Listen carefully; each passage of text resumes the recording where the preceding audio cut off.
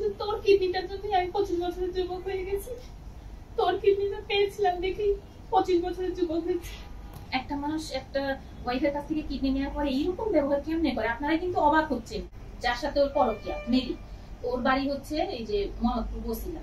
করতে গেলে যেহেতু আমাদের দুজনের সাইন লাগবে, যেহেতু বাড়িটা মর্গেজ রাখা, যার জন্য আমার সাথে মানে মিল দিয়ে বাড়িতে ঢুকে তারপরে ও ছলে বলে কৌশলে বাড়িটা বিক্রি করে টাকা পয়সা নিয়েও চলে যাবে। আমার হাজবেন্ডের আমার বাচ্চার প্রতি কোনো মায়া দয়া নাই, আমি যে ওয়াইফ আমার প্রতিও কোনো দয়া মায়া নাই, কিছুই নাই। হ্যাঁ, তো আমি দেখেছি এত বছরে, আমি এত কাছ থেকে ওকে দেখেছি, শুধু মানে ওর কারোর প্রতি কোনো মায়া দয়া নাই। এই এত বছরের ভিতরে আমি ওকে এটাই আবিষ্কার করেছি যে ও একটা সেলফিশ, ও নিজেকে ছাড়া কিচ্ছু বোঝে। একটা মানুষ একটা ওয়াইফের কাছ থেকে কিডনি নেওয়ার পরে এইরকম ব্যবহার কেমনে করে? আপনারা কিন্তু অবাক হচ্ছেন। ও হচ্ছে আপনাদের মতো না, মানে আপনাদের মতো মানুষ না, ও হচ্ছে একটা অন্য টাইপের মানুষ। তো আমি একটু চেয়েছিলাম যে ও একটু ভালো ব্যবহার করবে আমার সাথে, একটু ভালোবাসা দেবে, সেটাও আমি পাইনি। যার জন্য আজকে আমার এত দূর আসা ছিল না, বাড়ির কাজটা শেষ করতে পারছিল না। তখন যে আমার মাকে বলে যে মামুনি আপনি তো পেনশনে গেছেন, তাহলে একটা কাজ করেন, আমাকে কিছু টাকা দেন, ধার দেন, আমি দিয়ে দেবো, আবার আমি হচ্ছে বাড়িটা তো শেষ করতে হবে।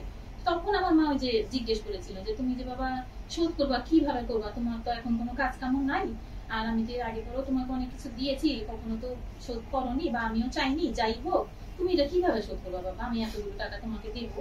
তখন ও বললো আচ্ছা ঠিক আছে, না হয় মনে করেন যে আপনি টুনিকেই দিলেন, আমি না হয় টুনিকে দোতলাটা লিখে দেবো। এটা কিন্তু দেখেন আমাদের, ও তখন মেডিসিনের উপরে ওই অবস্থাতে আছে, ওই অবস্থাতেই ও এই কথা বলেছে। অথচ ও বিভিন্ন জায়গায় বক্তব্য দিয়েছে যে আমি এটার বিনিময়ে কিডনি দিয়েছি এই টাইপের। যখন এটা ও রেজিস্ট্রি করে দেয় তখন আমাদের ট্রান্সপ্লান্টের কোনো কথাই নাই।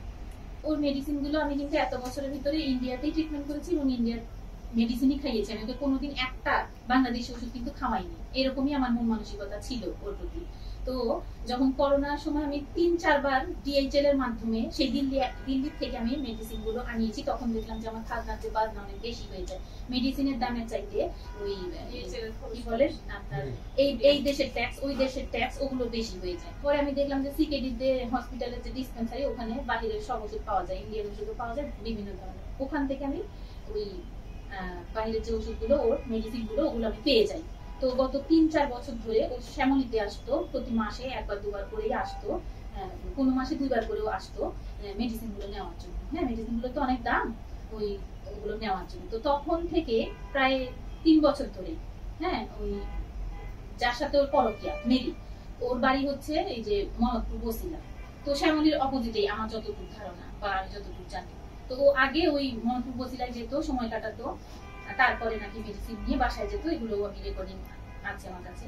ও তো মেডিসিনের উপরেই, ও 10 বছর মেডিসিন প্লাস হচ্ছে ট্রান্সপ্লান্ট, সবটা মিলে কিন্তু 16 বছর চলছে। 16 বছর চলছে। আচ্ছা, ট্রান্সপ্লান্টের আগে ও 13টা আইটেমের ওষুধ খেত। হ্যাঁ, 13টা আইটেমের ওষুধ খেত, 3 বেলা খেত।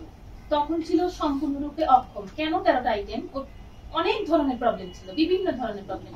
2-1টা বলি, ওর শরীরে রক্ত তৈরি হতো না, ওর ইউরিনের সাথে প্রোটিন চলে যেত, এই ধরনের অনেক ধরনের প্রবলেম। আর ও অনেক ধরনের খাবার নিষেধ ছিল, যার জন্য ওর শরীরটা সবসময় দুর্বল থাকতো। ও কিন্তু তখন সম্পূর্ণরূপে অক্ষম ছিল সব দিক থেকে, শারীরিকভাবে ফিট ছিল না, যেহেতু দুটোই কিডনি ড্যামেজ, যার জন্য ও 3 বেলা করে 13টা ওষুধ খাচ্ছে। তখন ও সারাক্ষণ মোবাইলেই, ও তখন অসুস্থ, ও নিজেকে নিয়েই ব্যস্ত, এভাবেই রয়েছে। ঠিক আছে, এবার যখন ট্রান্সপ্লান্ট হয়, তখন কিন্তু ট্রান্সপ্লান্টের আগে আমাদের দিল্লির ডাক্তার কেএম সিং স্যার, উনি কিন্তু বাংলাদেশে আসে, ঢাকা জেনারেল মহানগর হসপিটালে আসেন উনি। আসার পরে আমি কিন্তু যোগাযোগ করি, তার সাথে কথা বলি। তখন যখন কথা বলি, সবকিছু ডিটেলস জানতে চাই, কেমন কি লাগবে টাকা পয়সা বা কিভাবে কি।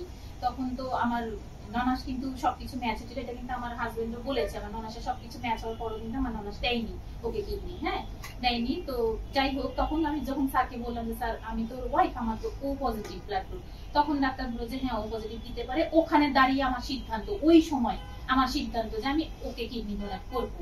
এখানে আর কোনো দ্বিতীয় কথা নাই, এখন আমাকে টাকা পয়সা জোগাড় করতে হবে। চোখ বন্ধ করা ভালোবাসা, এর মধ্যে এক ফোঁটা খাচ্ছিল না।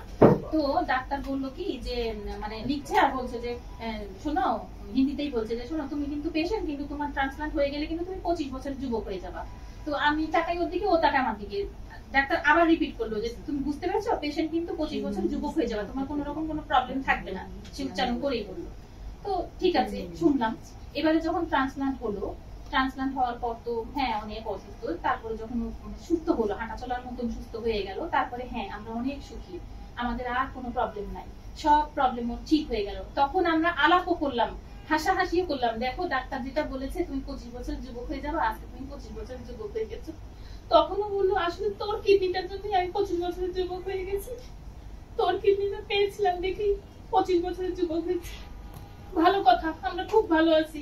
তারপরে যে লাস্ট 3 বছর ধরে যখন মেডিসিন আনতে আসে শ্যামলীতে, তখন থাকতে তার এখন আমাকে ভালো লাগে না। তার এখন পুরনো যে প্রেমিকারা ছিল তাদের সাথে যোগাযোগ করে। রেহানা পারভিন কানাডায় থাকে, তার সাথে ফোনে কথা বলে, আমার ছেলেকে দিয়ে সেটা ডিলিট করায়। তো এই ধরনের তার মন মানসিকতা হয়ে গেছে, তার এখন আর আমাকে ভালো লাগে না। আমি আগে অনেক, যেহেতু আমার বিউটি পার্লার আর ছোটবেলা থেকে মেয়ে মানুষ একটু সাজগোজের প্রতি একটু ঝোঁক থাকেই, আমি খুব সাজগোজ পছন্দ করতাম। সাজগোজটা করতামই ওর জন্য, শাড়ি পরতাম ওর জন্য। আমরা ম্যাচিং ড্রেস পরে, আমাদের যেহেতু 14 তারিখে বিয়ে হয়েছিল, ফেব্রুয়ারি 14 তারিখে, আমরা প্রতি মাসের 14 তারিখে ম্যাচিং ড্রেস পরে ঘুরতে যেতাম। কোথায় ঘুরতে যেতাম জানেন? জাস্ট জাহাঙ্গীরনগর ক্যাম্পাসে। ওটা আমাদের খুব ভালো লাগতো, আর ওখানে আমাদের জন্ম, তো পড়াশোনা ওখানে, খুব ভালো লাগতো পরিবেশটা। তো এইভাবেই ছিলাম, খুব ভালো ছিলাম। কিন্তু লাস্টে এই যে এই শেষ পর্যায়ে এসে, এই আজকে আমি যে এখানে আছি, এটা শেষের দিকে এসে আমি যদি একটু হালকা পাতলা সাজিয়ে ওর সামনে দাঁড়াই, ওকে বলি আমাকে কেমন লাগছে, একটু তো বলছো না। সারাদিন চলে গেল, সন্ধ্যার সময় যদি যে বলি যে একটু বললাম না কেমন লাগছে, ও আমাকে হাত ঝামকা দিয়ে বলতো কি সর এখান থেকে।